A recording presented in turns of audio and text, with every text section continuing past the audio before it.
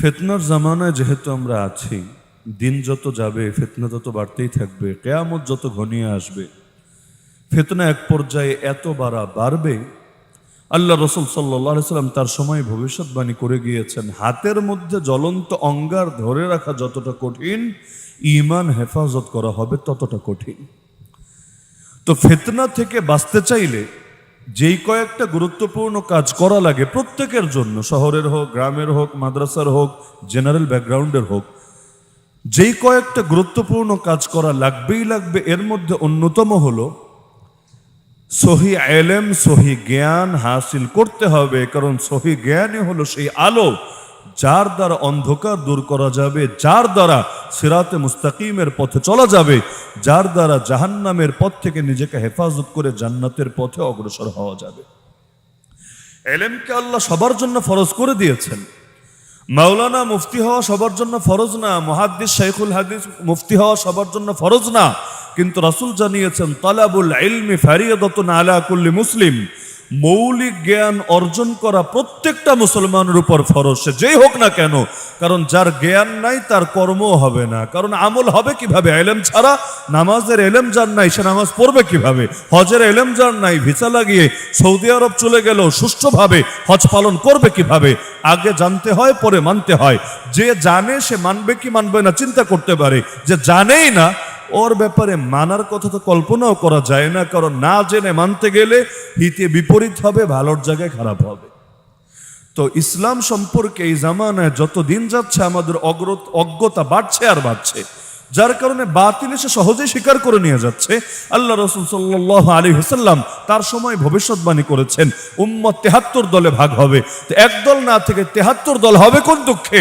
এই কারণেই তো একদল সহি ইলমকে ধারণ করে রাখবে। আল্লাহ নবী যে আদর্শ দিয়ে গিয়েছেন, সাহাবায়ে কেরাম যে আদর্শের উপর ছিলেন, সে আদর্শের উপর প্রতিষ্ঠিত থাকবে। বাকি ৭২টা দল ওই আদর্শ বাদ দিয়ে জ্ঞানগত বিভ্রান্তের শিকার হয়ে কেউ এই দলে, তো কেউ ওই দলে, কেউ ওই দলে, কেউ এভাবে যেতে যেতে যেতে দল আর দল বাড়বে। কিন্তু রাসূল বলেছেন সবগুলো দল জাহান্নামে যাবে, মাত্র একটা দল বাদে। কোন দল জান্নাতি?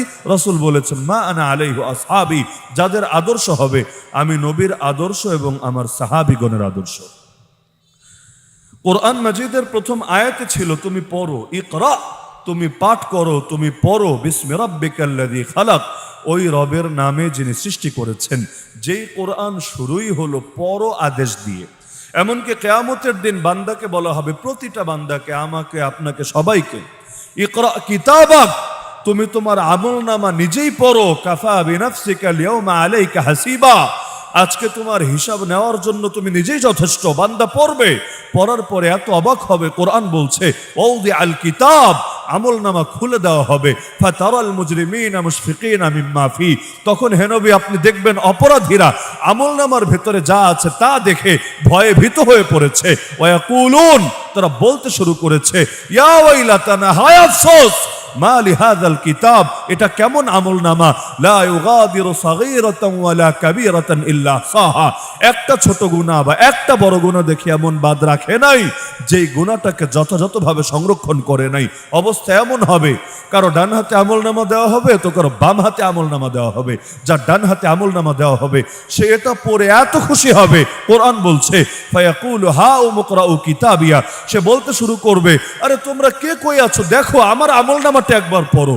নিজে পড়লেই তো চলে, আরেকজনকে আবার পড়তে বলে কেন?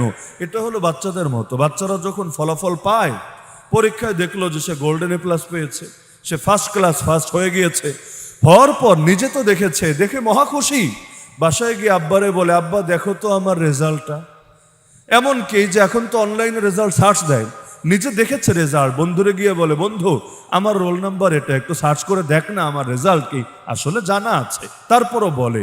যখন বন্ধু বের করে বলে আরে অদ্ভুত ব্যাপার, তুই ফার্স্ট ক্লাস ফার্স্ট হয়েছিস, তুই গোল্ডেন এ প্লাস পেয়েছিস, তুই এটা হয়েছিস, তুই ওটা হয়েছিস, তখন বলে ও আচ্ছা আমি তো জানতামই না। একটু মজা না, একটু খুশি হয়। কেন? মূলত সে জানতো, আরেকজনকে জানাতে চায়। এখন যত মানুষ দেখে, যত মানুষ এটার জন্য উচ্ছ্বসিত হয়, তার ভালো লাগে। বাচ্চারা দেখবেন নতুন কাপড় পরলো, ঘুরে ঘুরে সবাইকে দেখায়। অনেক সময় ডাইরেক্ট বলতে পারে না যে আমার জামাটা দেখো, গিয়ে বলে নানা ও নানা, দাদা ও দাদা, যদি তারা সচেতন হয়, তাকিয়ে বুঝে ফেলে ও কেন ডাকছে, আসলে কি বোঝাতে চাচ্ছে, তখন যদি প্রশংসা করে আস্তে করে হাসি দিয়ে চলে যায়। আর যদি বলে এই কি হয়েছে, কি বলবি বল, আর মুডটা পুরোটাই নষ্ট হয়ে যায়, মন খারাপ করে চলে যায়। এমনকি মানুষের নেচারই এটা। বাচ্চারা দেখবেন আসার খেয়ে পড়ে গেলেও কাঁদবে পরে, ঝাড়বে পরে, আগে ডানে তাকায় বামে তাকায় কেউ দেখছে কিনা। যদি দেখে যে কেউ দেখছে, ভ্যাঁ করে এক কান্না জুড়ে দিবে, সবাই এসে তারা থামাবে, সান্ত্বনা দেবে, কোলে তুলে নেবে। যদি দেখে কেউ দেখছে না, আস্তে করে ঝাড়া দিয়ে ময়লাগুলো ঝেড়ে ফেলে সুন্দর মতো হাঁটতে শুরু করবে। মহিলারা দেখা যায় মাঝে মধ্যে তেলাপোকা দেখে এমন ভয় পাবে, মনে হবে যেন মঙ্গল গ্রহের সঙ্গে দুনিয়ার সংঘর্ষ লেগে এই কেয়ামত হয়ে যাচ্ছে, মহাপ্রলয় ঘটে যাচ্ছে। আর যদি দেখে বাসায় কোনো কেউ নাই, এখন যতই চিৎকার করুক কেউ শুনবে না, আস্তে করে ঝাঁটা একটা হাতে নিয়ে তেলাপোকারে বাইরে 14 গোষ্ঠী উদ্ধার করে ছাড়বে। তো আনন্দ ভাগাভাগি করে নেওয়ার মধ্যে আলাদা একটা মজা আছে। তো কিয়ামতের দিন বলবে, আরে কে কই আছো, হাউ মুকরাউ কিতাবি, আরে আসো আমার আমল নামাটা একবার পড়ো। ইন্নী জানানতু আন্নী মুলাকিন হিসাবিয়া, আমার এই বিশ্বাস ছিল একদিন আমি আমল নামার সম্মুখীন হব, হিসাবের সম্মুখীন হব। ফাহুয়া ফি ঈশাতির রাদিয়া ফি জান্নাতিন আলিয়া কুতুফুহা দানিয়া কুলু ওয়াশরাবু হানিআ বিমা আসলাফতুম ফিল আইয়ামিল খালিয়া। আল্লাহ বলছেন এবার সে চির সন্তুষ্টিজনক জীবনের মধ্যে বসবাস করতে থাকবে, সুউচ্চ জান্নাতে তার ঠিকানা হবে, সেখানে ফলগুলো তার বড় নিকটে থাকবে। তাকে বলা হবে তুমি খাও, তুমি পান করো একেবারে সন্তুষ্ট চিত্তে, অতীতে যেই কষ্ট করেছো, যে আমল করেছো দুনিয়ার বুকে, তার বিনিময়ে। আর যদি আমল নামা দেওয়া হয় বাম হাতে, বাম হাতে বলতে আমি যা বুঝতে পারছি আপনি যা বুঝতে পারছেন এরকম না। বাম হাতে দেওয়া মানে বুঝতে পারছি যে এভাবে বলবে হাত বাড়া, ওই যেভাবে উস্তাদরা পিটায় আর কি, হাত বাড়া, বাস আমল নামা দিয়ে দেওয়া হবে না, এত সহজ না। এই হাতটাকে বুকের ভেতর দিয়ে ঢুকিয়ে দিয়ে পিঠের পেছন থেকে বের করা হবে। কি ভয়াবহ এক দৃশ্য! এরপর সেই পিঠের পেছন দিয়ে বের হওয়া হাতের উপর আমল নামা রাখা হবে। কোরআন বলছে ও আম্মা মান উতিয়া কিতাবাহু বিশিমালি, যার বাম হাতে আমল নামা দেওয়া হবে, ফায়াকুল, আমল নামা পেয়ে সে বলতে শুরু করবে, ইয়া লাইতানি, হায় আফসোস, লাম উতা কিতাবিয়া, যদি আমাকে আমার আমল নামা না দেওয়া হতো, ওয়ালাম আদরি মা হিসাবিয়া, হায় যদি এটাই জানতে না পারতাম আমার হিসাব কি হবে, ইয়া লাইতাহা কানাতিল কাদিয়া, হায় মৃত্যুই যদি সব শেষ করে দিত, হালাক আন্নি সুলতানিয়া মা আগনা আন্নি মালিয়া, হালাক আন্নি সুলতানিয়া, আমার এত সম্পদ আমার কোনোই কাজে আসলো না, আরে আমার ক্ষমতাও আমার থেকে হাতছাড়া হয়ে গেল, এটাও কোনো উপকার করতে পারলো না, আফসোস করতে থাকবে আর আফসোস। এর মধ্যে ঘোষণা আসবে রবের পক্ষ থেকে, খুদুহু ফাগুল্লু, ফেরেশতারা জলদি ওরে ধরো, ধরে ওরে শিকল দিয়ে বাঁধো, বেঁধে ওকে নিয়ে জাহান্নামে নিক্ষেপ করে ফেলো। কি ভয়াবহ এক অবস্থা! তা আফসোস তখন যতই করুক, আফসোস তো মালাকুল মউত সামনে আসা থেকেই শুরু। মৃত্যুর ফেরেশতা যখন সামনে আসে, নাস্তিকও নাস্তিক থাকে না, বেঈমানও বেঈমান থাকে না, ফেরাউনও আর ফেরাউন থাকতে পারে না। ফেরাউনও দেখেন না ডুবতে ডুবতে ইমানের ঘোষণা দেয়, কিন্তু সেই ইমান কোনো কাজে আসে না, কারণ সময় ফুরিয়ে যাওয়ার পর যতই বুঝুক ওই বুঝে লাভ হয় না। দাঁত পড়ে গেলে কদর সবাই বোঝে, আমিও বুঝি, আপনিও বোঝেন, সবাই বোঝে, দাঁত থাকতে দাঁতের কদর বোঝে না। আল্লাহ রাসূল সাল্লাল্লাহু আলাইহি ওয়াসাল্লাম বলেন, নি'মাতানি, দুটো নেয়ামত এমন, মাগবুনুন ফীহিমা কাসীরুম মিনান নাস, পৃথিবীর অধিকাংশ মানুষ এই দুই নেয়ামতের ব্যাপারে ধোঁকার শিকার, এই দুই নেয়ামতের কদর তারা করে না। কোন দুই নেয়ামত? আস-সিহহাতু ওয়াল ফারাগ। এক নম্বর নেয়ামতের নাম সুস্থতা। আলহামদুলিল্লাহ, আলহামদুলিল্লাহ, আলহামদুলিল্লাহ, আল্লাহ সুস্থ রেখেছেন। এই সুস্থতার টাইমে আল্লাহর ইবাদত করে না, যখন মুমূর্ষ হয়ে বিছানায় পড়ে যায় আফসোস আর তার পিছু ছাড়ে না। আর দুই নম্বর নেয়ামত ওয়াল ফারাগ, অবসর। অবসর, আরে জীবনে কত অবসর আসে, কাজে লাগাতে পারে না, আর এক পর্যায়ে একটু অবসর খোঁজে, অবসর আর কোনোভাবেই পায় না। দেখবেন বাচ্চারা গেম খেলে, জিজ্ঞাসা করবেন কি করছো? বাচ্চা মানে আমি একেবারে ওই বাচ্চা বোঝাচ্ছি না, 16 বছর 20 বছরের ছেলে। কি করো?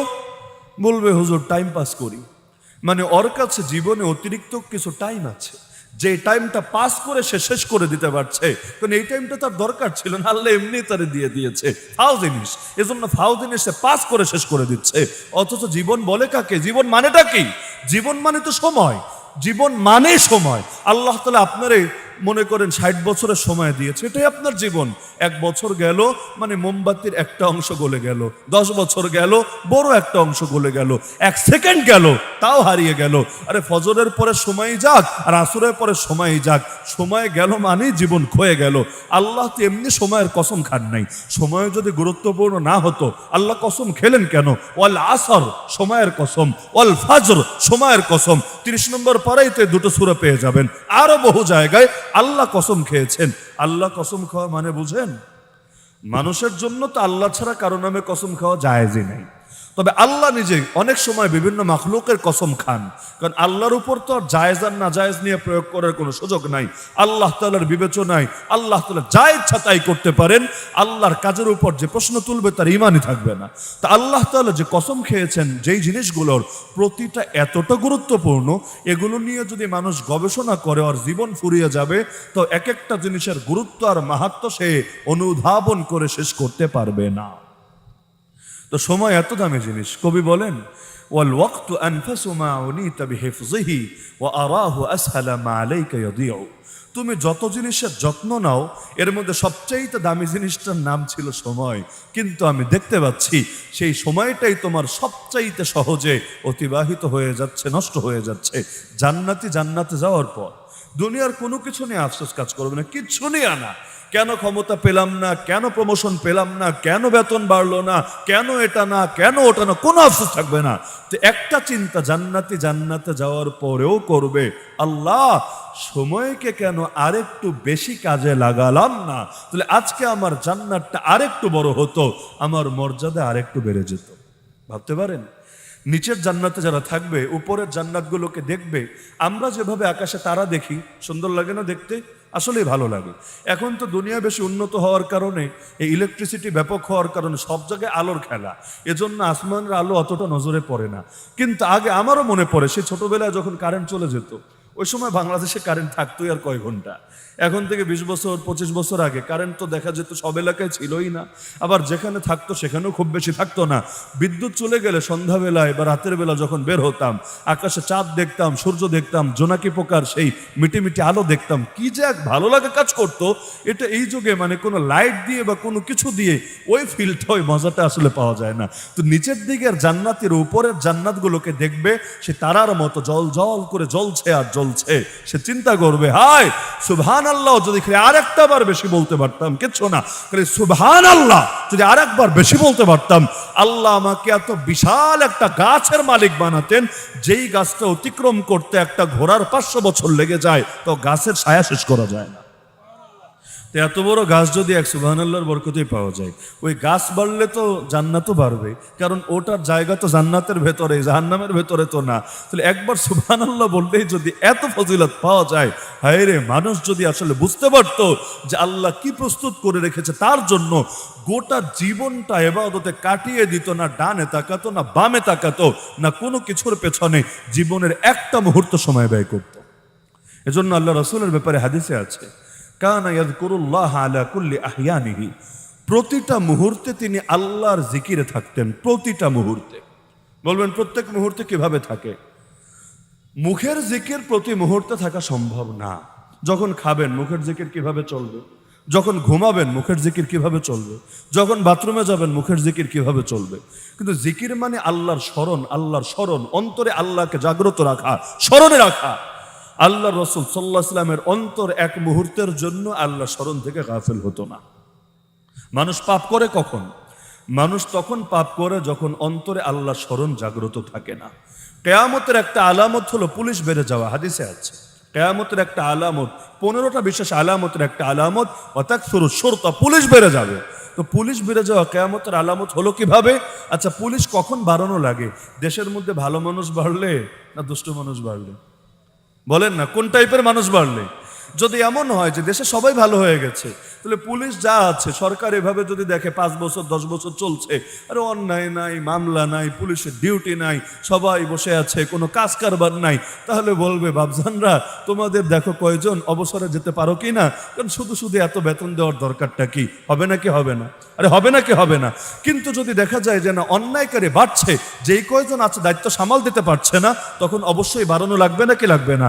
বাংলাদেশে প্রায় সব থানায় খোঁজ নিলে দেখবেন লোক কম আছে। কেন? কারণ তাদেরকে দেখা যায় পুলিশের ছুটি নাই, বাস্তবে কিন্তু এমন ফোন একটা এসেছে, ব্যস্তারে দৌড়াতে হচ্ছে, রাত নাই দিন নাই।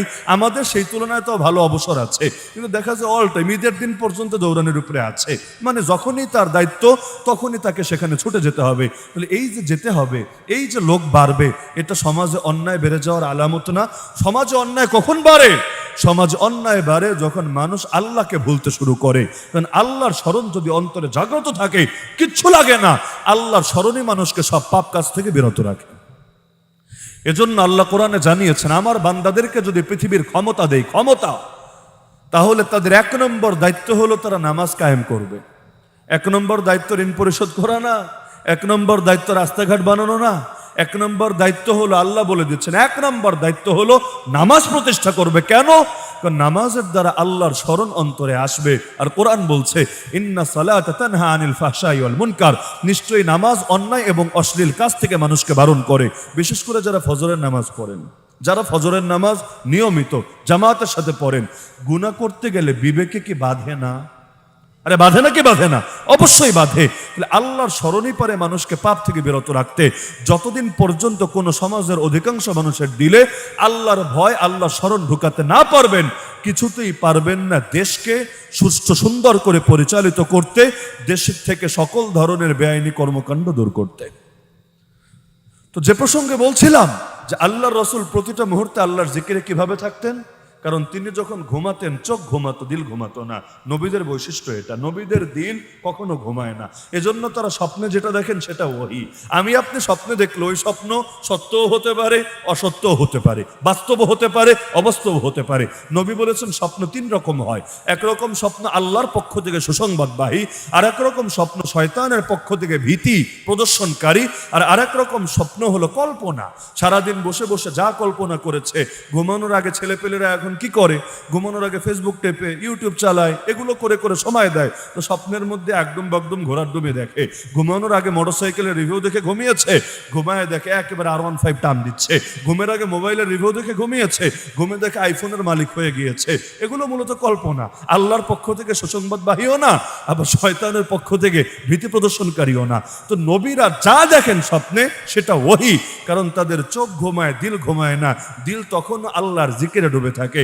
যখন খান, যখন যাই করেন, প্রতিটা মুহূর্তে অন্তরে আল্লাহর স্মরণ থাকে। তো আল্লাহর এই স্মরণ যে যত বেশি রাখতে পারবে, সে তত বড় মুত্তাকি হবে, তত বড় আল্লাহওয়ালা হবে। তো বলছিলাম যে জ্ঞান এমন একটা জিনিস, যে জ্ঞান যার নাই সে হলো পঙ্গু, সে চলতে পারবে না, সে অন্ধ, সে দেখতে পারবে না, সে বধির, সে শুনতে পারবে না। এই জ্ঞানই হলো সেই আলো যা দ্বারা হক এবং বাতিলের মধ্যে পার্থক্য করা যায়। তবে যেই জ্ঞান দিয়ে আল্লাহ চেনা যায় না, রাসূল চেনা যায় না, ইসলামের নজরে সেই জ্ঞানের 2 পয়সা দামও থাকে না। আবু জাহাল নাম শুনেছেন আপনারা? কি নাম শোনেন নাই? এই উম্মতের ফেরাউন বলা হয় মাননীয় আবু জাহালকে। ওর বিবেচনায়, ওর যুগের বিবেচনায় মাননীয় আর কি, মাননীয় মহামান্য আবু জাহালকে ওই জামানায় আবু জাহাল নামে লোকে চিনত না, তারে মূলত চিনত আবুল হাকাম নামে। আবুল হাকাম শব্দের অর্থ মহাজ্ঞানী, মহাজ্ঞানী। কিন্তু আল্লাহ রাসূল এসে তারে ডাকতে শুরু করলেন আবুল হাকাম না, আবু জাহাল। আবু জাহাল মানে মহামূর্খ, গণ্ডমূর্খ। এতদিন সবাই চিনত মহাজ্ঞানী নামে, রাসূল এসে নাম পাল্টে দিলেন মহামূর্খ। কিসের জন্যে? আসলে কি সে জ্ঞানী ছিল না? অবশ্যই জ্ঞানী ছিল, কিন্তু রাসূল ক্লিয়ার করে দিলেন, যে জ্ঞান দিয়ে সত্য চিনলা না, যে জ্ঞান দিয়ে আল্লাহ চিনলা না, যে জ্ঞান দিয়ে রাসূল চিনলা না, ওই জ্ঞানকে মুসলমান কোনো জ্ঞানী মনে করে না।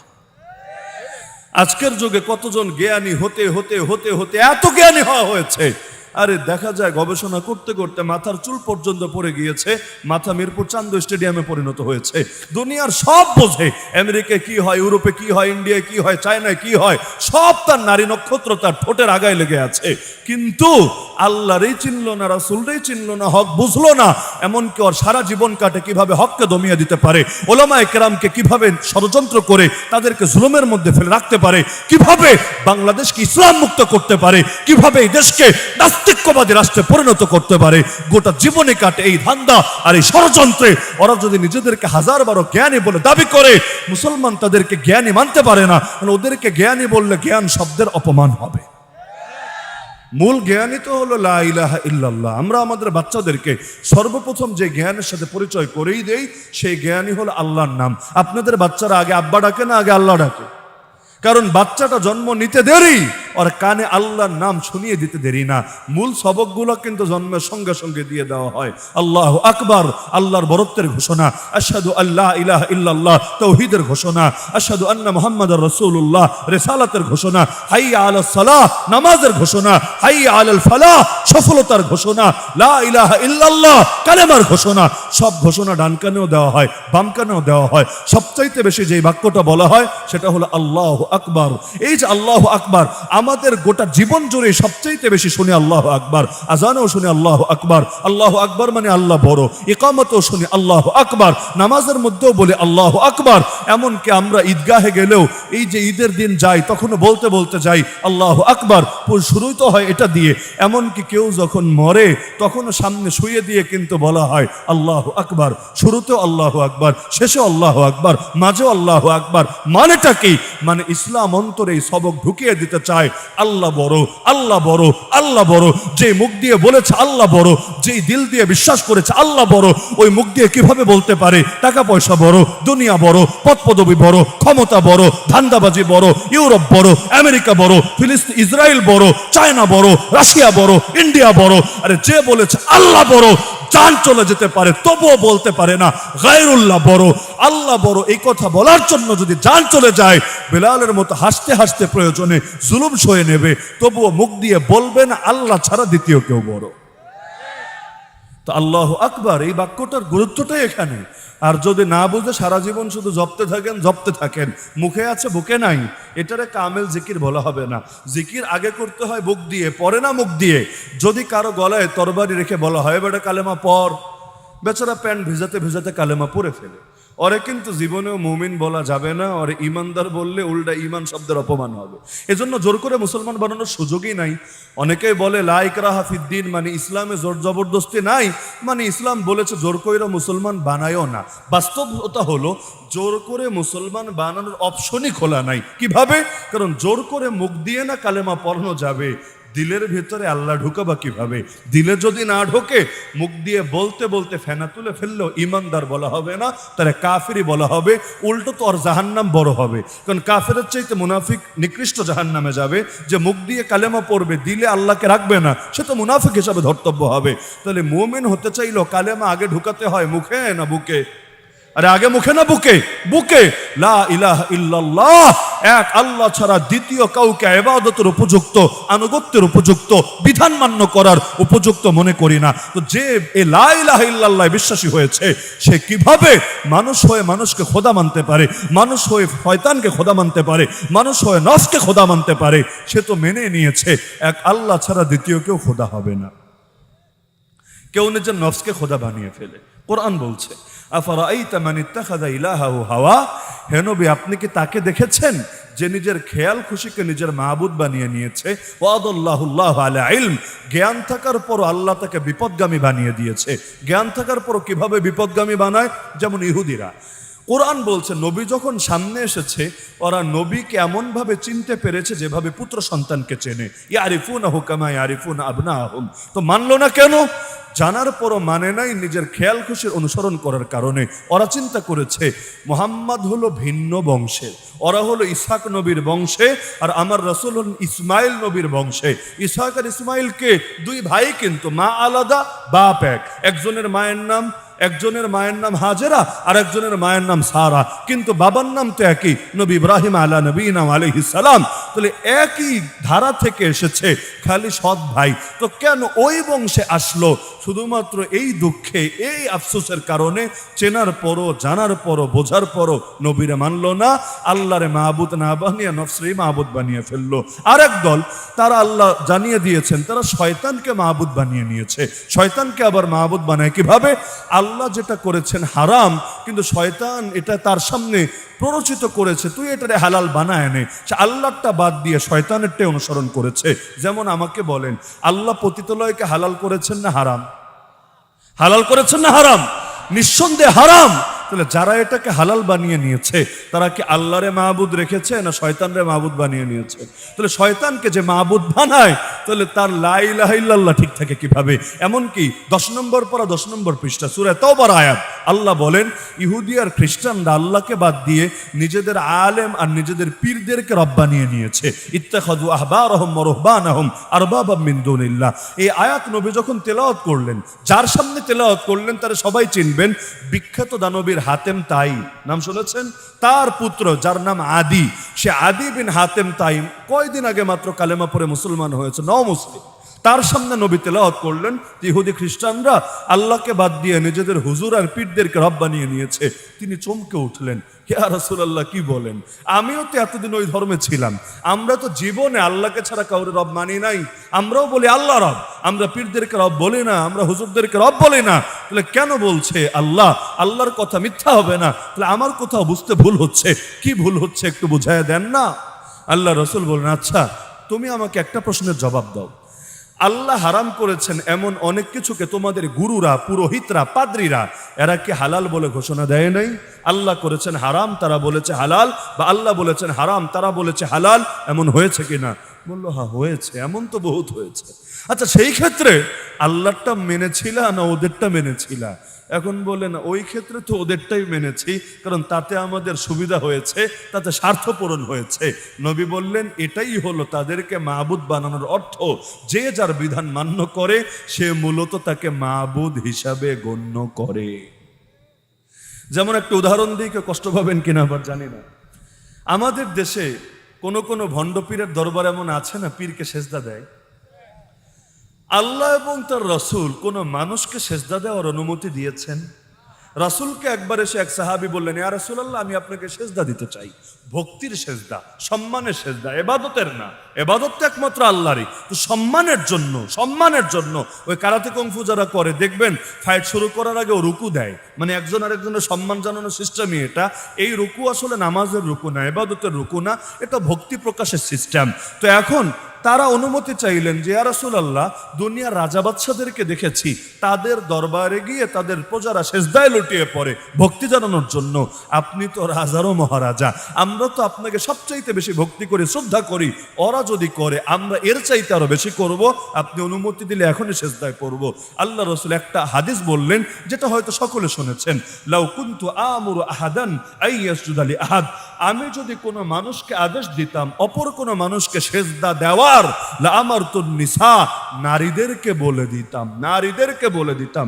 এটা শুনলে আবার নারীবাদীরা খেপতে পারে, তসলিমা নাসরিনদের লেজে আগুন ধরতে পারে, কিচ্ছু করার নাই, নবীর শব্দ। আমি নারীদেরকে বলে দিতাম আইয়াসজুদনা লি আজওয়াজিহিন্না, যেন স্বামীদেরকে সেজদা করে।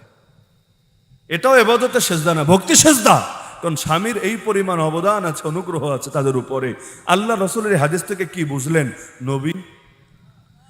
আল্লাহ রাসূলের এই হাদিসটা বুঝতে চাইলে আরেকটা হাদিস সামনে রাখা লাগবে। আমার পরে যদি কেউ নবী হতো সেই নবী হতো ওমর, লাউ কানা বাদি নাবিয়্যুন লাকানা ওমর। আমার পরে যদি যদি কেউ নবী হতো সেই নবী হতো ওমর। এর দ্বারা কি বোঝা গেল ওমর নবী? আরে ওমর নবী না, বোঝা গিয়েছে হবে না কেউ নবী। যদি হতো, নবুয়তের সিলসিলা যদি আরো আগে চলতে থাকতো, তাহলে নবীদের তালিকা ওমরের নাম থাকতোই থাকতো। কিন্তু এই হাদিস থেকে স্পষ্ট নবী হবে না আর কেউ, বরং নবুয়তের দরজা বন্ধ। তো নবী যে বললেন যদি আদেশ দিতাম সেজদা দেওয়ার, নারীদেরকে বলতাম যেন সেজদা দেয়। এখান থেকে কি বুঝলেন? উম্মতকে মানুষের উদ্দেশ্যে সেজদার অনুমতি দিয়েছেন আরে দিয়েছেন? দেন নাই। দিলে আর কাউরে দেখবা না দেখ নারীদেরকে দিয়ে দিতেন যেন স্বামীদেরকে সেজদা করে, দেন নাই। তো আল্লাহ রসুল যদি না দেন, কোন পীরের ক্ষমতা আছে, কোন বুজুর্গের ক্ষমতা আছে, কোন হুজুরের ক্ষমতা আছে মুরিদকে সে সেজদার দিকে আহ্বান করে? এই যে দরবারে দরবারে মানুষ মানুষকে সেজদা দেয়, আবার দলিল দেয় নবী ইউসুফের শরীয়ত দিয়ে, দলিল দেয় নবী আদমের শরীয়ত দিয়ে। আরে পাগলা, তুই আগে বল তোর কালেমা পড়েছিস কোন নবীর নামে? যদি বলিস আদম নবীর নামে কালেমা পড়েছিস, কিচ্ছু বলবো না। যদি বলিস ইউসুফ নবীর নামে কালেমা পড়েছি, কোনো আপত্তি থাকবে না। যদি বলিস মুহাম্মাদুর রাসূলুল্লাহ, সবাই বলেন সাল্লাল্লাহু আলাইহি ওয়াসাল্লাম, তার নামে কালেমা পড়েছি। তো এক নবীর নামে কালেমা পড়ে আর এক নবীর শরীয়ত মান্য করার সুযোগ থাকবে না। নবী আলাদা হওয়ার মানেই তো নবী রাসূল, এই যে আল্লাহ আলাদা আলাদা পাঠালেন, যাদেরকে আলাদা আলাদা শরীয়ত দিলেন, একজনের নামে কালেমা পড়ে আরেকজনের শরীয়ত মান্য করার সুযোগ আছে। কোন কোন শরীয়তে শুয়োরের গোশত তো হালাল ছিল, এখন কি হালাল থাকবে? কোন কোন শরীয়তে উটের গোশত হারাম ছিল মুসা নবীর শরীয়তে, অথচ এখন উটের গোশত খাওয়ার অনুমতি আছে। আদম নবীর শরীয়তে কি ছিল? বিয়ে করতো কিভাবে? দুনিয়া মানুষই তো নাই, বিয়ে করতো কিভাবে? তো ওই সময় তো বিয়ের সিস্টেমে ছিল এমন, জোড়ায় জোড়ায় জন্ম নিত, ব্যাস এক জোড়ার ছেলে আর এক জোড়ার মেয়ে, এভাবে বিয়ে হয়ে যেত। এখন এভাবে বিয়ে করা যাবে? তো অতীতে ফিরে যেতে তোমারে কে বলেছে রে ভাই? তাহলে ইসলামের মধ্যেও তো শুরুতে সব বিধান একসাথে আসে নাই। এক সময় তো মদও খাওয়া যেত, এক সময় তো পর্দার বিধান ওই অবস্থায় ছিল না, 5 ওয়াক্ত ফরজ বিধানও তো আসে নাই, এটাও এসেছে মেরাজের রাত্রে। তাহলে অতীতে ফিরে যাওয়ার সুযোগ থাকলে দুনিয়ার সব আকাম কুকামরে যুক্তি দিয়ে বৈধতা দেবে। তো বলছিলাম যে মানুষ পীরকেও খোদা বানায় নাই, কোরআন বলছে। মানুষ আলেমকেও খোদা বানায় নাই, কোরআন বলছে। এটা বুঝতে চাইলে ইহুদি আর খ্রিস্টানদের দিকে তাকালেই চলবে। ওদের শরীয়ত ওদের হুজুরদের হাতে, যেমনে মনে চায় এমনি পাল্টে দিতে পারে। দেখবেন 100 বছর আগের ধর্ম 100 বছর পরের ধর্ম এক না। হয় নাকি হয় না? আমাদের আশপাশে তাকালেও দেখবেন একসময় সতীদাহ প্রথা ছিল, এখন নাই। জামাই মরলে বউরও মরা লাগতো, ওই চিতায় তারও জ্বলা লাগতো, এখন তো নাই। তখন ওটা না মানলে ধর্ম থাকতো না, এখন এটা না মেনেও ধর্ম আছে। তাহলে ধর্মের এই খেলাটা খেললোটাকে?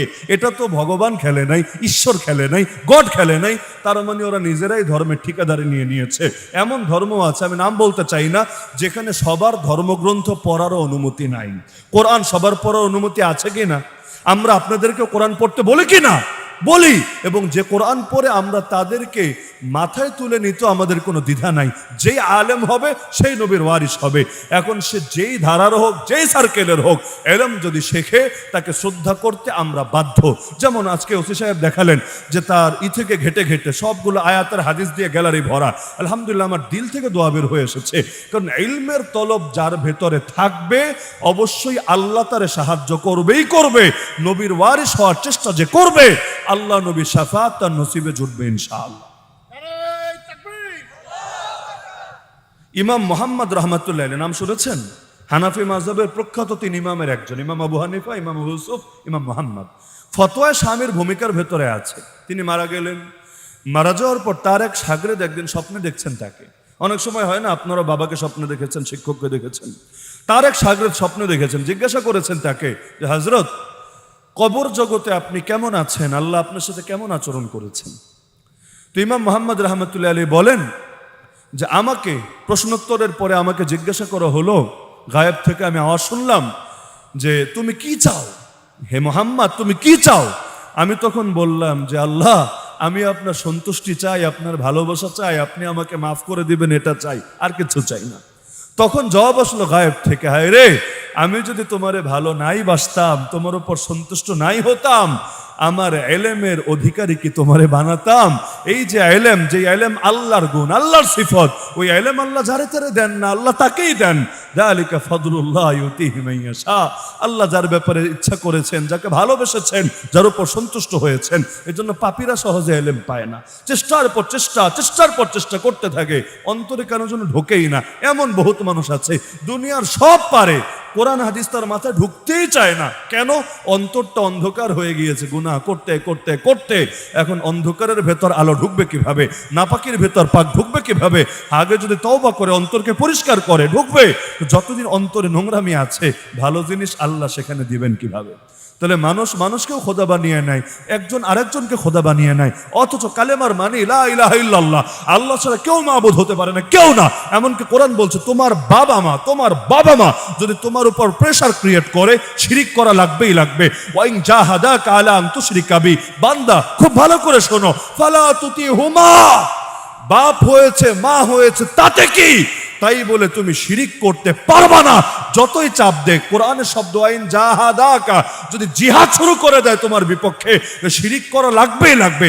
কি পরিমাণ চাপ দেওয়াকে যুদ্ধ বলা হচ্ছে, জিহাদ শব্দে ব্যক্ত করা হচ্ছে। যতই চাপ দেখ না কেন, খবরদার বাপের কথা শুনে মায়ের কথা শুনেও শিরিক করতে পারবা না। হ্যাঁ, তাই বলে বেয়াদবিও কইরো না। সাহিবুমা ফিদ দুনিয়া মারুফা, দুনিয়ায় যেই কয়দিন থাকবা তাদের সঙ্গে ভালো আচরণ করো, যদিও আখিরাতে কিচ্ছুই করতে পারবা না। কারণ অমুসলিম হলে জাহান্নামে যাবেই যাবে, কেউ কারো সুপারিশ করতে পারবে না। কোরআনে আছে নবী ইব্রাহিমের গোটা জীবন তোমাদের জন্য আদর্শ, তবে একটা কাজ খবরদার তোমাদের আদর্শ না। কোন কাজ?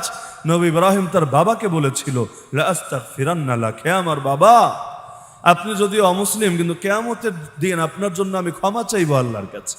আল্লাহ বলে দিচ্ছেন খবরদার, নবী ইব্রাহিমের এই কাজে তোমাদের কোনো আদর্শ নাই। কেন?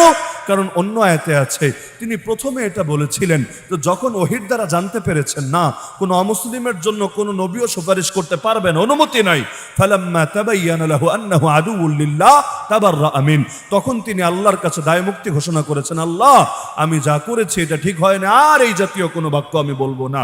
তো নবী হওয়ার পরও এই অমুসলিমদের জন্য সুপারিশের অনুমতি নেই। এমনকি কোরআনে আছে মা কান লিন নবী ওয়াল্লাযীনা আমানু মা, মুহাম্মদুর রাসূলুল্লাহ সাল্লাল্লাহু আলাইহি ওয়াসাল্লাম এবং তার সাহাবীদের জন্য অনুমতি নাই আইয়াস্তাগফিরু লিল মুশরিকিন, কোন মুশরিকের জন্য ক্ষমা চাইবে, ওয়ালাউ কানু উলি কুরবা, যতই নিকটাত্মীয় হোক না কেন, মিন বাদি মা তাবায়্যানা লাহুম, এটা স্পষ্ট হওয়ার পর, আন্নাহুম আসহাবুল জাহিম, যে তারা জাহান্নামী। কারো বাচ্চা যদি নাস্তিক হয়ে যায়, হচ্ছে বাংলাদেশে প্রচুর হচ্ছে, বাচ্চা যদি নাস্তিক হয়ে যায়, কাদিয়ানি হয়ে যায়, বেঈমান হয়ে যায়, হিজবুত তাওহীদ হয়ে যায়, ওই বাচ্চার সঙ্গে সম্পর্ক রেখে ওই বাচ্চা মরলে তার জানাজা পড়া, বাচ্চার জন্য কিয়ামতের দিন সুপারিশের চিন্তা করা, কোনোটাই জায়েজ নেই। এমন এক দেশে থাকি, নাস্তিকের জানাজা হয়, দৃশ্য দেখা লাগে। চাপে পড়ে হোক আর যে কোনো কারণে হোক, জানাজা পড়ানোর মতো লোকও খুঁজে পাওয়া যায় এই দেশে। ইমাম আহমদ বিন হাম্বল রাহমাতুল্লাহ আলাইহি বুড়া বয়সে যখন জেলে বন্দী, পরাপর তিনজন খলিফা তার উপর জুলুম করেছে, একজন দুজন না, তিনজন। একজন মরেছে, আরেকজন এসেছে, সে মেরেছে, সে মরেছে, আরেকজন এসেছে, 3 নম্বর জনও মেরেছে। এত জুলুম হয়েছে, তার সাথী সঙ্গীও কেউ বেঁচে ছিল না, যারা জেলে ঢুকেছিল সব শেষ, উনি একাই শুধু বেঁচে আছেন। প্রতিদিন এত পরিমাণ বেত্রাঘাত করা হতো, বুড়া বয়সে পিঠের গোশতগুলো পর্যন্ত কিমার মতো হয়ে গিয়েছিল। ইমাম আহমদ বিন হাম্বল একদিন তার এক শাগরেদ জেলের ভেতরে বলছে যে হযরত, সবাই তো মেনে নিল, একা একা আপনি আর কত মুজাহাদা করবেন? আল্লাহ তো সাধ্যের বাইরে বোঝা চাপাইয়া দেন না, আপনি মেনে নেন, জান বাঁচানোর জন্য কুফরি কথা বলাও জায়েজ আছে, আল্লাহ মাফ করে দিবেন আপনাকে। ইমাম আহমদ বললেন, হ্যাঁ আমি তোমার পয়েন্ট বুঝতে পেরেছি, আমি জবাব দেব তোমার প্রশ্নের, তবে একটা কাজ তুমি করো, একটা কাজ করো, তুমি একটু জেলগেট থেকে একটু ঘুরে আসো তো, আসার পর কি দেখলা আমারে শুধু রিপোর্ট দিবা, তারপর তোমার প্রশ্নের জবাব দেব। শাগরেদ অবাক, তিনি জেলগেটে কেন যেতে বলছেন? জেলগেটে গেলেন, ফিরে আসলেন। ইমাম আহমদ জিজ্ঞাসা করলো, কি দেখে আসলা?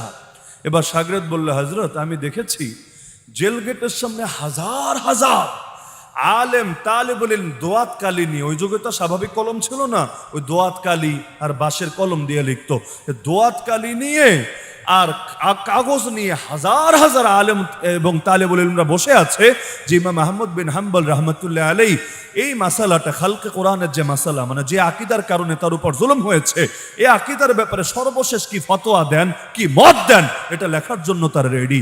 এখন যেমন সাংবাদিকরা রেডি থাকে না সাক্ষাৎকার নেওয়ার জন্য, কথা রেকর্ড করার জন্য, লেখার জন্য, এরকম হাজার হাজার আলেম তালেবুল ইলম রেডি।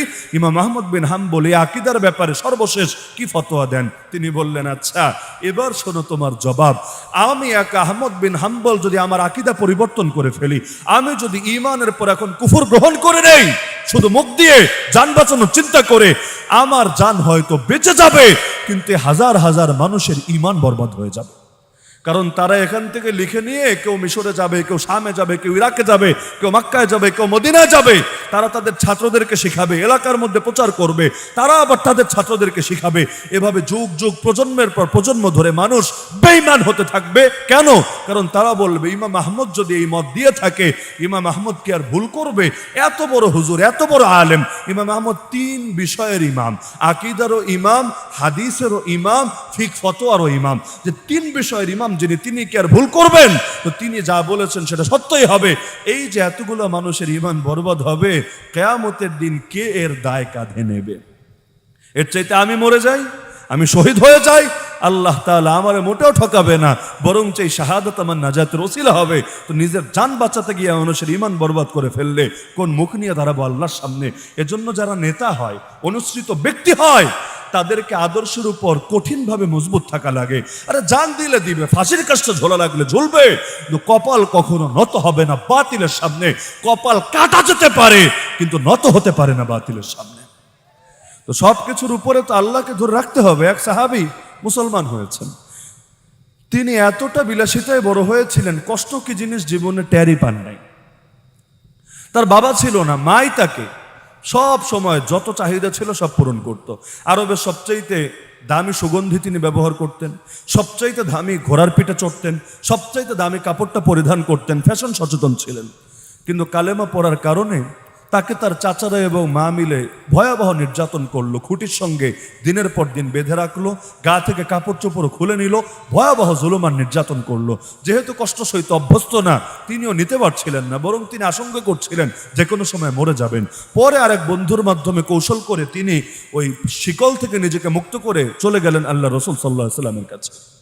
তো যখন মা দেখলো যে না, নির্যাতনে কোনো কাজ হয় নাই, ওরে পিটায় কাজ হবে না, তখন ইমোশনাল গেম খেলতে শুরু করলো, ইমোশনাল ভাবে ব্ল্যাকমেল করার চিন্তা করলো। কিভাবে? সে তার মা অন্য লোকদের দ্বারা খবর পাঠালো যে আমার ছেলের গিয়ে বলবা, ও যদি মুহাম্মাদের ধর্ম ত্যাগ না করে আমি একটা দানাও মুখে দেব না, এক ফোঁটা পানিও পান করব না, এমনকি ঘরেও থাকবো না। সূর্যের নিচে, সে আরবের রোদ, বাংলাদেশের রোদ না, এই মরুভূমির ভেতরে সূর্যের নিচে আমি দাঁড়িয়ে থাকবো, মাথায়ও কোনো চিরুনিও ব্যবহার করবো না। এভাবে থেকে থেকে অনশন করে করে আমি মরবো। যদি ও আমারে বাঁচাতে চায়, ও যেন জলদি মুহাম্মাদের ধর্ম ত্যাগ করে, না হলে ও আমার মরা লাশ দেখবে। একজন পুত্র সন্তানের জন্য কত বড় চ্যালেঞ্জ এটা। আর যে বড়ই হয়েছে মায়ের কাছে, মায়ের চাইতে জগতে কে আপন মানুষের মধ্যে স্বাভাবিকভাবে একজন পুত্রের কাছে। তো তার জন্য এটা বড় চ্যালেঞ্জিং ব্যাপার ছিল। বাস্তবে মা বলেছে শুধু তা না, বাস্তবে অ্যাপ্লাইও করলো। এক পর্যায়ে রোদে থাকতে থাকতে, খাবার না খেয়ে খেয়ে কতক্ষণ আর সইতে পারবে এক মহিলা, এক পর্যায়ে অজ্ঞান হয়ে লুটিয়ে পড়লো। সবাই ধরে তাকে খাটে এনে শুয়ে দিল, মাথায় পানি দিল, চেহারায় পানি ছিটা দিল। ছেলেও আর কতক্ষণ রাগ করে থাকবে, আসলো, এখন আবার ধরে মারলে মারবে। দেখতে যাই মা কি অবস্থায় আছে। এসেছে, অন্য মানুষরাও বুঝাচ্ছে, কোনো বুঝে কাজ হচ্ছে না। এখন মায়ের পাশে দাঁড়িয়ে আছে, হঠাৎ করে দেখে মা চোখ খুলছে। মাও যখন চোখ খুলে সন্তানকে সামনে দেখেছে, তার দিলটা খুশি হয়ে গেছে। মা তো ধরেই নিয়েছে, এই অবস্থা দেখে সন্তান কি আর পারবে তার আদর্শ ধরে রাখতে? ও মনে হয় ইতিমধ্যে আবার বেঈমান হয়ে গিয়েছে, ওদের বাপদাদার ধর্মে আবার ফিরে এসেছে। এবার জিজ্ঞাসা করলো, কি বাবা তোমার বাপদাদার ধর্মে আবার ফিরে এসেছো? বলল, না মা, আমি মুহাম্মদ সাল্লাল্লাহু আলাইহি ওয়াসাল্লামের ধর্মের উপরই আছি। মা বলল, তাহলে আমি আবারও এখনই বাইরে বের হব, অনশন করে করে আমি দিন কাটাবো। এখন আশপাশ থেকে সবাই বুঝাতে লাগলো, এলাকাবাসীরা, আত্মীয় স্বজনরা, আরে কি করস পাগল, মা গেলে কি আর মা পাবি? এক কাজ কর, মারে মানানোর জন্য অন্তত তুই বল যে মুহাম্মাদের ধর্ম ত্যাগ করেছি। কারণ এই মা যদি মারা যায়, সারাটা জীবন এই জিনিসটা, এই অপরাধবোধ তোকে কুরে করে নিঃশেষ করবে। সুতরাং এখন তুই কোনো কিছুর সামনেই ইমোশনের শিকার হোস না, বরং মা যা বলে তা শোন। এবার ছেলেটা মুখ নিল মায়ের কানের কাছে। মা ভাবলো সবাইরে শুনিয়ে হয়তো বলবে না, কানে কানে তার মনের কথাটাই হয়তো বলবে। কানের কাছে মুখ নিয়ে বলল, মা, ওগো মা, বাস্তবতা তোমারে বলি শোনো, তুমি একবার না 10 বার যদি মরো, আবার প্রতিবার জিন্দা হয়ে যদি আবারও অনশনের ডাক দাও, আবার মরো, আমি তোমার 10 বার মরণ গ্রহণ করে নিতে রাজি আছি, কিন্তু তোমারে দুনিয়ায় বাঁচা রাখার জন্য আল্লাহ নবীর আদর্শ ছাড়তে রাজি না। তাহলে ঈমান অন্তরে কি পরিমাণ প্রবেশ করলে মায়ের মৃত্যু কবুল করতে রাজি, কিন্তু আল্লাহর রাসূল সাল্লাল্লাহু আলাইহি ওয়াসাল্লামের উপর যে ঈমান এনেছেন সেটা ছাড়তে রাজি না। এখন আমাদের দেশেও দেখবেন সবচাইতে বড় আমাদের জন্য চ্যালেঞ্জিং ব্যাপার হয়ে গিয়েছে, মানুষকে বাধ্য করা হয় মানুষকে খোদা মানতে আল্লাহরে বাদ দিয়ে। বলবেন কিভাবে? এই কয়দিন পর পর এক একটা মূলনীতি বানাবে, নিজেরাই বানাবে, আবার নিজেরাই খণ্ডন করবে। মূলনীতি বই পর্যন্তই থাকে, এগুলো বাস্তবে আর আসে না। অনেক কিছু বই পর্যন্তই। যেমন ধরেন একটা কথা সবাই বলে ইসলাম শান্তির ধর্ম, ভালো কথা। নাস্তিক একটা পেলে ওরেও ধরে জিজ্ঞাসা করবেন, তুই মানিস কিনা ইসলাম শান্তির ধর্ম? বলবে হয়, এটা তো আমিও মানি, ভালো কথা। তাহলে ইসলাম শান্তির ধর্ম যখন মানলা, তাহলে ইসলাম যেখানে যাবে শান্তি নিয়েই যাবে।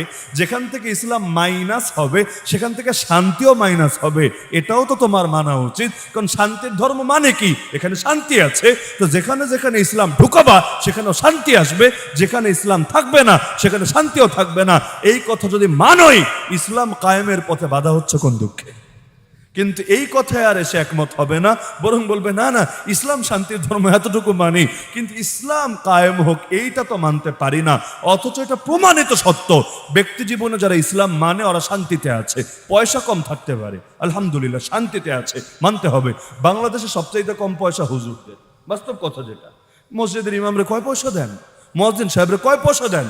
কিন্তু আমি দায়িত্ববোধের সাথে বলছি, গোটা জনসংখ্যা হিসাব করলে, প্রতিজন হুজুরের কথা আমি বলছি না, কিন্তু পুরো জনগোষ্ঠী মানে হুজুর জাতির কথা হিসাব করলে আমি দায়িত্ববোধের সাথে বলতে পারবো, পয়সা কম থাকলেও আলহামদুলিল্লাহ আল্লাহ সুখ দিয়েছে, শান্তি দিয়েছে। যেভাবেই আছে এর উপরই দিল থেকে আলহামদুলিল্লাহ বলতে পারছে। অপরদিকে যাদের পয়সা বেশি, 2 নম্বরই করে পয়সা কামিয়েছে কোটি কোটি কোটি টাকা। আরে মাঝে মধ্যে যখন পত্রপত্রিকায় দেখি না যে বিদেশে টাকা পাচার করেছে পাতি নেতা, বড় নেতা না, পাতি নেতা, বিশ্বাস করেন আমারও মাঝে মধ্যে মাথায় ধরে না যে এই সংখ্যাটা লিখতে শূন্য কয়টা দিতে হবে। মানে এত বেশি টাকা, মানে জিরো যে কয়টা বসাতে হবে সংখ্যাটা লিখতে মাথায় ধরতে চায় না। এত এত টাকা, তো জীবনে সুখটা কই পেয়েছে বলেন? আর কয়দিন হয়তো খুব ডানা মেলে উড়েছে, কিন্তু উড়েছে ওই বাইরের সুখ পর্যন্তই। দামি মোবাইল থাকলেই সুখ আসে না, দামি গাড়ি থাকলেই সুখ আসে না, দামি বাড়ি থাকলেও সুখ আসে না। রাতের বেলা ঘুমিয়ে আসে না টেনশনে, ঠিক মতো বড়ি না খেলে ঘুমিয়ে হয় না। অপরদিকে আলহামদুলিল্লাহ যাদের পয়সা কম, গাছতলায় শুয়ে ঘুমায়া যাচ্ছে। ওই তবলিগ জামাতের লোকেরা দেখেন না, ঘুমাচ্ছে তো ঘুমাচ্ছে। আরে কি ঘুম রে বাবা! ওর এখানে এসে কেউ চোর ঢুকলো কিনা, কেউ ওর মোবাইল ওর মানিব্যাগ মেরে দিচ্ছে কিনা, এই খবরও থাকে না। কি সুখের ঘুম! অপরদিকে এসির ভেতরে থেকেও ঠিক মতো ঘুম হয় না, আছে নাকি নাই? আর বিশেষ করে এরা ক্ষমতা তো আর চিরকাল থাকার জিনিস না, কখনো না থাকলে পেরেশানি কারে বলে, কত প্রকার আর কি কি। এই সমস্ত ঝামেলা তো অন্তত হুজুরদের নাই, নাকি আছে? আরে আছে নাকি? কারণ সব সময় তারা রাজা, সব সময় রাজা। সরকার যে থাকলো আর যে গেল বিষয় না। বিশ্বাস করেন জেলের মধ্যেও এই পর্যন্ত যেই কয়জন হুজুরকে দেখেছেন জেল থেকে বের হয়েছে, কারে দেখেছেন আলহামদুলিল্লাহ বলে নাই? প্রত্যেকের বয়ান শুনে দেখেন, সবাই বলেছে যে জেলের দিনগুলো খুব ভালো ছিলাম। কোন দিক থেকে ভালো? ওরা জুলুম করে নাই, হা করেছে। এমনকি সুস্থ সবল জোয়ান আলেমরা হুইল চেয়ারে পড়ে যায় নাই, হা গিয়েছে। প্রত্যেকের বিভিন্ন ক্ষয়ক্ষতি হয়েছে, ওই ক্ষয়ক্ষতিগুলোর আমরাও শিকার এখনো পর্যন্ত। অনেকেই ক্ষয়ক্ষতি বহন করে চলছে, কেউ কেউ হয়তো মৃত্যু পর্যন্ত বহন করবে। কিন্তু আলহামদুলিল্লাহ বলে যে কারণে যেই পরিমাণে ইবাদত বন্দেগী সেখানে করতে পেরেছে, আরে তাহাজ্জুদের নামাজ, জিকির আজকার, তেলাওয়াত, সুবহানাল্লাহ। আরে বাংলাদেশে অনেক খানকাও নাই, অনেক খানকাও এমন নাই যেখানে এত পরিমাণ জিকির, এত পরিমাণ তেলাওয়াত, এত পরিমাণ ইবাদত বন্দেগী হয়। আর সবাই যে একসাথে বসেছে, এই যে এখন বাংলাদেশে ঐক্যের একটা হাতছানি দেখা যাচ্ছে। যদিও ঐক্য পুরো হয়ে সারে নাই, কিন্তু দেখা যাচ্ছে আলেম ওলামারা দলমত নির্বিশেষে একসাথে বসছে, চা খাচ্ছে, মত বিনিময় করছে। এভাবেই হতে হতে একদিন হবে ইনশাআল্লাহ। এই যে ঐক্যের দরজাটা যে খুলেছে, এর পেছনে জেলখানার বিরাট অবদান আছে। কিভাবে? কারণ বাইরে একজন আর একজনের বিরুদ্ধে মাইক ফাটিয়ে ফেলেছে। তো যখন দুইজন একই সাথে সারাদিন একসাথে থাকে, একসাথে খায়, একসাথে ঘুমায়, একজন আর একজনের খাবার বেড়ে দেয়, সব সময় কথাবার্তা হচ্ছে, মনে আর কয়দিন কষ্ট থাকে, কয়দিন দুঃখ থাকে। এমন মহব্বত তৈরি হয়, একজনের চিন্তার দ্বারা আরেকজন এমনভাবে প্রভাবিত হয়, আলহামদুলিল্লাহ। যার দিলে আগুন ছিল না সেও আগুন হয়ে বের হয়। কারণ বারুদের মধ্যে ঘষা যদি লাগে জ্বলে তো উঠবেই। আর যে আলেম ওলামার 2 দিনের সোহবত পেয়ে কত চোর পর্যন্ত ভালো হয়ে যায়, অমানুষ পর্যন্ত মানুষ হয়ে যায়, কারাগারে বাজারে গিয়ে আমি এমন লোক দেখেছি, একজন বাড়ি চিটাগাং না যেন কক্সবাজার, আমাকে ধরে কেঁদে ফেলেছে। বলছে, হুজুর, আল্লাহর সবচাইতে বড় অনুগ্রহ আমার জেলে এনেছে। আমার প্রথম মাথায় ধরছিল না, তখন এমনি মন খারাপ, কারণ 6 মাস পর্যন্ত আমরা যোগাযোগ বিচ্ছিন্ন, করোনার কারণে সাক্ষাৎও বন্ধ, ফোনও বন্ধ, কোর্টে নেওয়া বন্ধ, কোনো ধরনের যোগাযোগ নেই। বাপ মা বেঁচে আছে না মরে গেছে জানি না, বাচ্চা রেখে এসেছি, একদম 6 মাসের বাচ্চা, কি অবস্থায় আছে কিচ্ছু জানি না, কি পরিমাণ পেরেশানিতে থাকবে। কিন্তু জোরায় ধরে বলছে, কাঁদছে আর বলছে, আল্লাহ সবচাইতে বড় অনুগ্রহ জেলে এনেছে। আমি বললাম, কিভাবে রে ভাই, সবচাইতে বড় কিভাবে? বলল, হুজুর, আমি পুরো অন্য লাইনে ছিলাম, অন্ধকার জগতে ছিলাম, হক কি জিনিস কোনোদিন চিন্তাই করি নাই, কিন্তু জেলে আসার বরকতে আপনাদের মতো মানুষদের আল্লাহ সোহবতে আমাদের আসার তৌফিক দিয়েছেন। এই যে আমার মুখে দাড়ি দেখেন, এটাও জেলের বরকত। এই যে আমার গায়ে একটা জামা দেখতে পাচ্ছেন, সুন্নতি জামা, এটাও জেলের বরকত। এবং হুজুর, আপনারা সুসংবাদ শুনাই, আলহামদুলিল্লাহ, কোরআনের অর্ধেকের মতো আমার ইতিমধ্যে হিফজ হয়ে গেছে, আধা হাফেজ হয়ে গেছে। দোয়া করেন বাকিটাও হয়ে বের হবে ইনশাআল্লাহ। একজন তো দোয়াই চেয়েছে, হুজুর দোয়া করেন যাতে হাফেজ হওয়ার আগে জামিন না হয়, চেষ্টা করে করুক, জামিন যাতে না হয়, বাইরে বের হলে আর হাফেজ হওয়া নসিবে জুটবে না। একবার এসেছি, কাম শেষ করে তারপরে বের হই। এক বিডিআর, আমাদের বিডিআর ভাইরা তো এখনো মাজলুম, কিসের জন্য তাদের এখনো মুক্তি হচ্ছে না আল্লাহ ভালো জানে। অনেককে হুদাই মানে তার সাজা খাটা শেষ, 2 বছর 4 বছর 5 বছর দিয়েছে শেষ, কিন্তু এরপরও ফ্যাসিবাদের জুলুমের শিকার হয়ে এখনো আছে কারাগারে। একজনকে আমি পেলাম, আল্লাহর বান্দা, চাকরির মাত্র 6 মাসও বাকি ছিল না, একদম রিটায়ার্ডের কাছাকাছি, কিন্তু ঝামেলা হলো, এখন তাদেরকে গণহারে নিয়ে ঢোকালো, এর মধ্যে সেও ছিল। এখন বুড়া হয়ে গেছে, অনেক বুড়া, দাড়ি একেবারে পেকে, অবস্থা খারাপ। 2009 থেকে 2021, আমি তো 21 সালে গেলাম, লম্বা একটা টাইম। তো এখন এসে আমরা তো এক ব্লকে সব আলেম, 1500 আলেমের বেশিরভাগই তো আমরা কাশিমপুরে, গণহারে যখন গ্রেফতারি হলো, এসে সেই বেডিয়ারের সাথে বলছে, হুজুর, একটা কথা বলি, যদি আপনার কষ্ট লাগতে পারে, কিন্তু আমার মনের আবেগটা প্রকাশ করে দিই, সেটা হলো আপনারা জেলে আসে আমরা খুব খুশি। আমি বললাম, এটা আসলে কেমন কথা, আমরা জেলে আসলাম আপনারা খুশি, আপনারা না কষ্ট পাওয়ার কথা? বললো, হ্যাঁ, ওই কষ্ট তো আছে, কিন্তু আপনাদের মতো মানুষদের জীবনে দেখা পেতাম, এই যে বুড়া হয়ে যাচ্ছি, ইতিমধ্যে অসুস্থ, কত রোগ আমার গায়ে, আর কোনোদিন বের হতে পারবো কিনা তাও জানি না, জীবন তো কাটলো সব চাকরি করতে করতে, আলেম ওলামা সোহবত পাওয়ার তো তৌফিক হলো না। এই যে আলহামদুলিল্লাহ, আল্লাহ তাআলা আমাদের ইসলাহের জন্য আপনাদেরকে নিয়ে এসেছে, আপনাদের আর কি লস হবে? 6 মাস 1 বছর 2 বছর থাকবেন, এরপর গিয়ে আপনারা আরো আসমানের তারকা হয়ে যাবেন, আল্লাহ আপনাদের মহব্বত আরো বাড়ায় দিবে। তো মাঝখানে যে আমরা একটু সোহবত পেলাম, একটু ইসলাহ হলাম, একটু নামাজ কালাম শিখলাম, একটু তিলাওয়াত শিখলাম, এই কপাল কি আর সবার হবে? এজন্য আমি বলেছি যে আপনারা আসে আমি খুশি।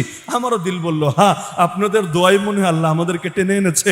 দোয়া করেন আল্লাহ একজনের যাতে এখন বের করে, আর আপনারাও যাতে হুজুর হয়ে যেতে পারেন। আমরা বের হই, কিন্তু আমরা থাকতে থাকতে আপনারাও হুজুর হয়ে যান। তো নতুন হুজুর ঢুকতে হবে না, আপনারাই বাকি যত মানুষ আছে সবাইরে মানুষের মতো মানুষ বানায় দিতে পারবেন। তো যে প্রসঙ্গে বলছিলাম যে আল্লাহর ভয়, এটাই তো পারে মানুষকে সব পাপ থেকে বিরত রাখতে, কিন্তু 2 দিন পর পর মানুষকে বাধ্য করা হয় মানুষকে খোদা মানতে। এই যে মূলনীতি শিখায়, তো যা শিখায় তাও বাস্তবে প্রয়োগ করে না। মূলনীতি শিখায় সকল ক্ষমতার মালিক জনগণ, আচ্ছা ভালো কথা, মানলাম। তাহলে এই দেশের অধিকাংশ মানুষ কাদিয়ানীদের অমুসলিম ঘোষণা হয়েছে এটা দেখতে চায়। আপনারা চান না? আপনারা চান না? আমি এটা আল্লাহর কসম করে যদি বলি, কসম করে বলি, আমার কসমের কাফারা লাগবে না, যে এই দেশে যদি আজ গণভোটের আয়োজন করা হয় যে কাদিয়ানীদের কি মুসলমান ঘোষণা রাখা উচিত না অমুসলিম ঘোষণা করা উচিত, এই দেশের অধিকাংশ মানুষ এই মতের পক্ষেই ভোট দেবে, কাদিয়ানীদের অমুসলিম ঘোষণা করা উচিত। কেন? রাষ্ট্রের কাছে ফতোয়া চাওয়ার কিছু নাই, ফতোয়া তো মুফতি দিবে, ফতোয়া কি সরকার দিবে নাকি? ফতোয়া না, তো রাষ্ট্রের কাছে একটাই চাওয়া থাকে শুধু, যে যে অমুসলিম তার নামের আগে মুসলিম পরিচয় লেখো না, তাহলে এটা ধোকাবাজি হয়, এটা বাটপারি হয়, এটা প্রতারণা হয়, আর এর ক্ষতি অনেক। এই পরিচয় দিয়ে ওরা হজে যায়, ওমরায় যায়, অথচ ওদের জন্য মক্কা মদিনায় ঢোকা হারাম। ওরা মক্কা মদিনায় ঢুকলে এর দ্বারা 200 কোটি মুসলমান পাপী হয়।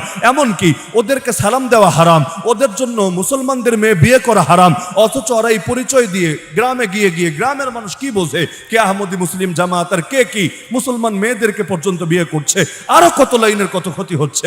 এমনকি এই যে প্রাণের পণ্য, মাঝে মধ্যে দেখবেন মাহফিলে স্টেজে পর্যন্ত প্রাণের পানি রেখে দেয়, অথচ এর দ্বারা কাদিয়ানীদের ফান্ডিং করা হচ্ছে, ওদেরকে পয়সা দেওয়া হচ্ছে।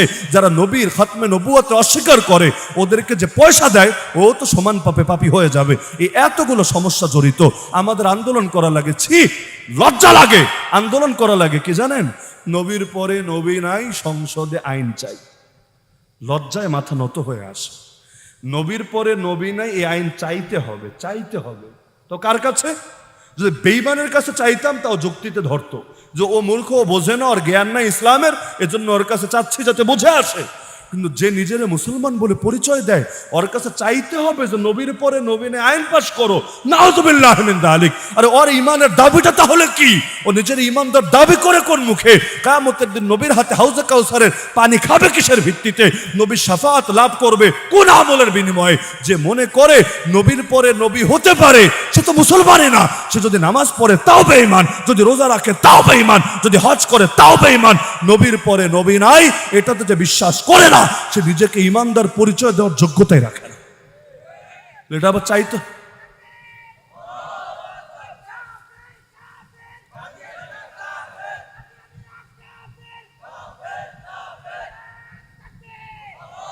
সকল ক্ষমতার মালিক জনগণ। ভালো কথা, কাদিয়ানীদের হাতে কয়টা ভোট, কয়জন লোক? কি এমন দালালি করার প্রয়োজন পড়লো তাদের? হ্যাঁ, এই দেশের কোনো হুজুর বলে নাই যে ওদেরকে দেশ থেকে বের করে দাও, ওদেরকে ওদের কাজে বাধা দাও, বলে নাই। বলেছে যে যেটা না তারে সেই পরিচয়ে পরিচিত কইরো না। নাস্তিক কেন মুসলমান পরিচয় ব্যবহার করবে? মুসলমান কেন হিন্দু পরিচয় ব্যবহার করবে? হিন্দু যদি খ্রিস্টান পরিচয় ব্যবহার করে একই আপত্তি আসবে। আওয়ামী লীগ বিএনপির পরিচয় ব্যবহার করতে পারে না, বিএনপি আওয়ামী লীগের পরিচয় ব্যবহার করতে পারে না, জামাত চরমনের পরিচয় ব্যবহার করতে পারে না, চরমনের জমিয়তের পরিচয় ব্যবহার করতে পারে না। স্বাভাবিক কথা, যে যা না সে সেই পরিচয় ব্যবহার করলে ধোঁকাবাজি হয়। রাষ্ট্র কখনো ধোঁকাবাজকে প্রশ্রয় দিতে পারে না। আচ্ছা, বাংলাদেশে যে পতিতালয় খোলা, এটাকে অধিকাংশ জনগণ চেয়েছে? কোন দেশের অধিকাংশ জনগণ চেয়েছে? কি নরসিংদীর লোক চেয়েছে? ব্রাহ্মণবাড়িয়া চেয়েছে? সিলেটের চেয়েছে? বরিশাল চেয়েছে?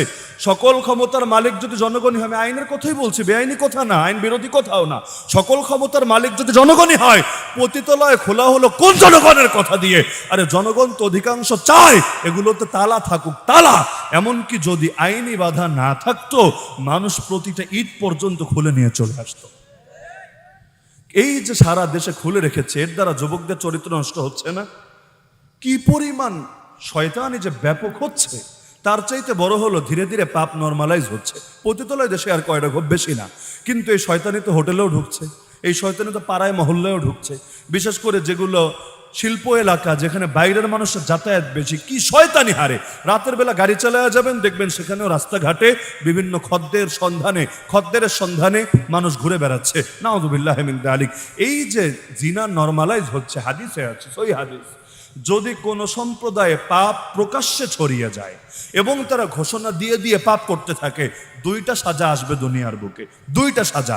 এক নম্বর সাজা, এমন এমন মহামারী দেখা দেবে যা পূর্বে ছিল না। দুই নম্বরে এমন এমন দুর্ভিক্ষ আসবে যা অতীতে কল্পনাও করা যেত না। ইতিমধ্যে সেই পাপের সেই শাস্তির শিকার আমরা। করোনা কয় বছর আগ থেকে নাম শুনেছেন বলেন দেখি? কিন্তু এই মহামারী এসে দুনিয়ায় কি ধাক্কাটা দিয়ে গেল। একইভাবে এই যে এইডস, কয় যুগ আগ থেকে দুনিয়াবাসী এর সাথে পরিচিত হয়েছে, অথচ কত জায়গায় এলাকার পর এলাকা বরবাদ করে দিয়ে গেল। তাহলে এরকম আযাব একের পর এক আসবে। শয়তানে যেমন করবে, আল্লাহ তাআলা এই শয়তানি দমনের জন্য আযাব গজব পাঠাবেন। দুর্ভিক্ষ, বাংলাদেশের মানুষের হাতে ক্যাশ বেড়েছে, কথা সত্য। আগে নগদ টাকা কয়জনের কাছে কয় টাকা থাকতো? ক্যাশ প্রচুর বাড়া বেড়েছে। ক্যাশ বাড়লে কি হবে? ক্রয় ক্ষমতা দিনকে দিন শুধু কমেছে আর কমেছে আর কমেছে। 1000 টাকার নোট বের হয়েছে কয়দিন আগে? কয়দিন? এর আগে তো সর্বোচ্চ নোট ছিল 500। এই যে নোট বড় হলো, এটা কিন্তু ভালো আলামত না রে ভাই, খারাপ আলামত। কেন? কারণ দেশের অর্থনীতি খারাপ হচ্ছে, খারাপ দ্রব্যমূল্যের ঊর্ধ্বগতি হচ্ছে, মানুষের ক্রয় ক্ষমতার বাইরে চলে যাচ্ছে। তাহলে সব ক্ষেত্রেই আমরা যে বরবাদের শিকার হচ্ছে কেন? পরিশ্রম তো মানুষ কম করে না, ভালোই করে।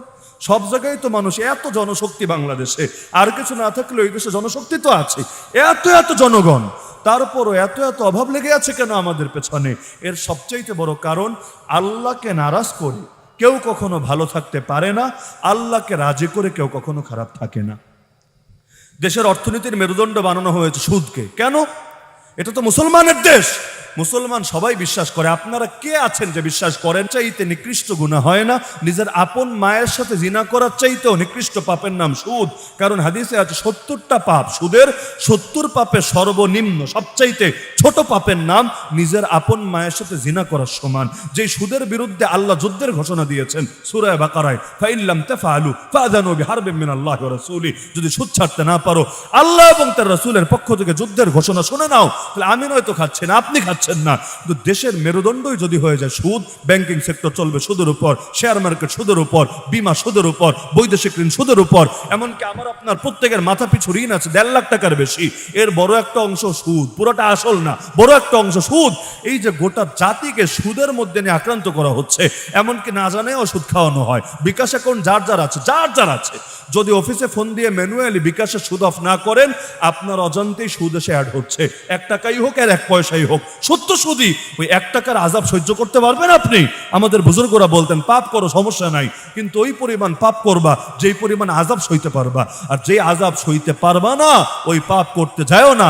কি মহামারীর মতো সুদ ছড়িয়ে পড়েছে, ঘরে ঘরে সুদ নিয়ে ঢুকিয়ে দেওয়া হচ্ছে। নাউযুবিল্লাহ মিন যালিক। কোন একটা জাতি আল্লাহর গজবে আক্রান্ত হওয়ার জন্য তো এটাই যথেষ্ট। তাহলে এগুলো কোন অধিকাংশ মানুষের মত নিয়ে চলছে? নামে চলে অধিকাংশ, কামে অধিকাংশ না। কামে নির্দিষ্ট ব্যক্তিরা এগুলো ধান্দাবাজি করে। এই যে বিভিন্ন সময় আসলে ধর্ম যার যার উৎসব সবার। কেন রে ভাই? ধর্ম যার যার উৎসব, তার তার রাষ্ট্র হলো সবার। এই বাক্য বললে কি সমস্যা আছে আমারে বুঝান।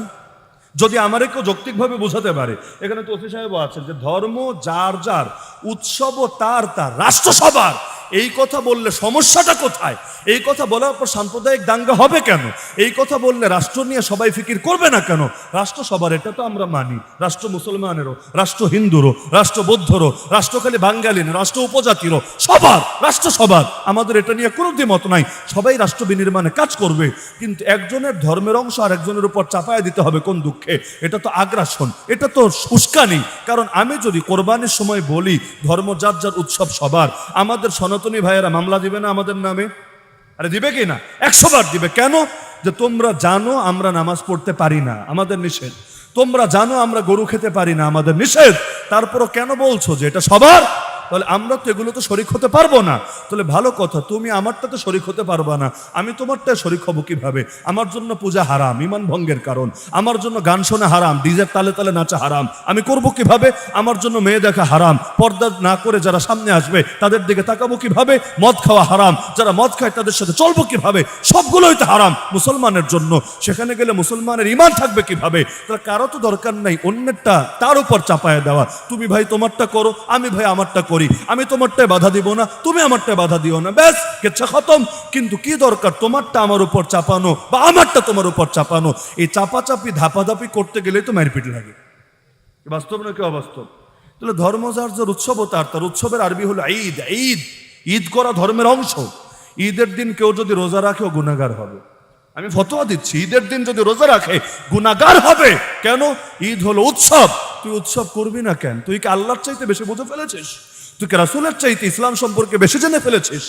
এমনকি ইসলাম যেই যে উৎসব দিয়েছে পালন করা লাগবেই লাগবে। বিয়েতে উৎসব করে না, অলিমা উৎসব। ইসলাম বলে দিয়েছে বিয়ে করতে, বিয়ে করবে না বিয়ে থেকে মুখ ফিরায় নেবে, অবজ্ঞা প্রদর্শন করবে, সন্ন্যাসী হবে, বৈরাগী হবে। নবী বলেছে যে বিয়ে থেকে মুখ ফিরায় নেবে ও আমার উম্মতি না, উম্মতি না। ইসলাম তো উৎসব দিয়েছে, এই উৎসব যে পালন করবে না ওর ভেজাল আছে। এমনকি অলিমার দাওয়াত দিলে যাওয়া ওয়াজিব। আমার অলিমার দাওয়াত দিলে আমার কোনো ওজোর নাই। হ্যাঁ, ওজোর থাকলে ভিন্ন আলাদা, ওজোর নাই। সর্বাত্মক চেষ্টা করা দরকার যে অলিমায় যাওয়া। যারা ওয়াজিব মানে না তারাও বলেছে অতি গুরুত্বপূর্ণ সুন্নাত, এটা যাওয়ার সর্বাত্মক চেষ্টা করা দরকার। অলিমায় কেন যাবে? আনন্দ ভাগাভাগি করে নেওয়ার জন্যই তো, অন্য কোনো কারণ তো নাই। তো ইসলামে আনন্দ নাই নাকি ইসলাম রসকসহীন? প্রতিটা ধর্মে আনন্দ আছে, উৎসব আছে। উৎসব ধর্মেরই অংশ, ধর্ম থেকে আলাদা না। কারোটা অন্যের উপর চাপানোর অর্থ হয় না।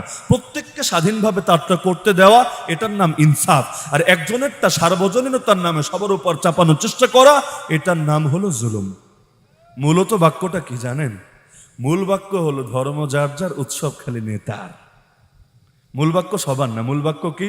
ধর্ম যার যার, উৎসব খালি নেতার। কারণ নেতা আজান শুনলে মসজিদেও আসা লাগে, ঘন্টা শুনলে ওখানেও যাওয়া লাগে, সবাইরে খুশি রেখে চলা লাগে।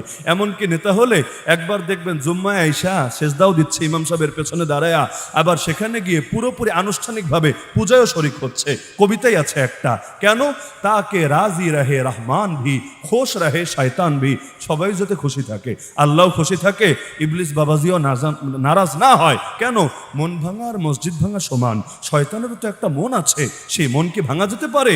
সবার মন বজায় রেখে চলতে হবে, তাহলে সুশীল হওয়া যাবে, সুশীল। নাউযুবিল্লাহি মিন যালিক। তো বলছিলাম যে ইবাদত করতে হবে একমাত্র কার? বর্তমান সময়ে এটা বলে আমি আলোচনা ইতি টানবো, আমাদের এই অজ্ঞতার কারণে, ওই যে শুরুর কথা বলেছিলাম না যে জ্ঞানের অভাব, এই ফিতনার জামানে অজ্ঞতার কারণে অনেক মানুষ, হাদিসের সেই ভাষ্য, সকালে মুমিন বিকালে কাফের, বিকালে মুমিন সকালে কাফের। কেন? কোন কথায় যে ঈমান যায় জানেই না, কোন কাজ করলে যে বেঈমান হয় টের পাই না। তো সকালে মুমিন, কেন লা ইলাহা ইল্লাল্লাহ মুহাম্মাদুর রাসূলুল্লাহ কালেমা পড়েছে মুমিন, বিকালে আবার এমন কিছু করেছে বেঈমান। যেমন আন্দোলনের পর একটা গান ব্যাপকভাবে ছড়াচ্ছে ঢাকা শহরে অনেক জায়গায়, মিরপুরেও আমি কয়েক জায়গায় দেয়ালে দেখেছি, দেয়ালে দেয়ালে লেখা আছে কি জানেন? মোরা বিধাতার মতো নির্ভয়। মোরা মানে আমরা, বিধাতার মতো মানে আল্লাহর মতো নির্ভয়, ভয় ডরহীন। মানে কি? আল্লাহর যেমন ভয় ডর নাই, আমাদেরও আল্লাহর মতো ভয় ডর নাই। জেনে বুঝে বললে ঈমান থাকবে? আরে আল্লাহ তো আল্লাহই, বান্দা তো বান্দাই। বান্দা কোন গুণের ক্ষেত্রে আল্লাহ সমান হতে পারে না। এমনকি কেউ যদি বলে নবী আল্লাহর মতো, রাসূল আল্লাহর মতো, ওই ইমানদার থাকবে না, বেঈমান হবে। তাহলে তুমি আন্দোলন করেছো, আমি আন্দোলন করেছি, তাতে কি? তাই বলে আল্লাহর মতো হয়ে গেছি? নাউযুবিল্লাহি মিন যালিক। এই বাক্য যদি জেনে বুঝে বলে, ঈমান হারানোর জন্য যথেষ্ট। মশা, মশা ফেরাউন নমরুদকে মেরেছিল না একটা মশা, তো সুস্থ মশা না, ল্যাংড়া মশা। মানে মশা অঙ্গনেও থার্ড ক্লাস বা বি ক্লাস টাইপের একটা জিনিস, খুব বেশি দাম সম্মানও হয়তো পায় না, নেতাও না, সাধারণ কর্মী। সে গিয়ে নমরুদরে মেরে ফেলেছে। এতে কি আপনারা খুশি না? আমি খুশি, আপনারা খুশি না? সবাই খুশি যে মশা তুই বেটা একটা কাজের কাজ করেছিস, মাশাআল্লাহ মারহাবা, তুই একটা সেই রকম কাজের কাজ করেছিস। লেকিন তাই বলে কি আমরা মশার প্রেমে পড়ে গেছি? নিজেদেরকে আশেকানে মশা, আউলিয়ায়ে মশা বলে পরিচয় দিতে শুরু করেছি।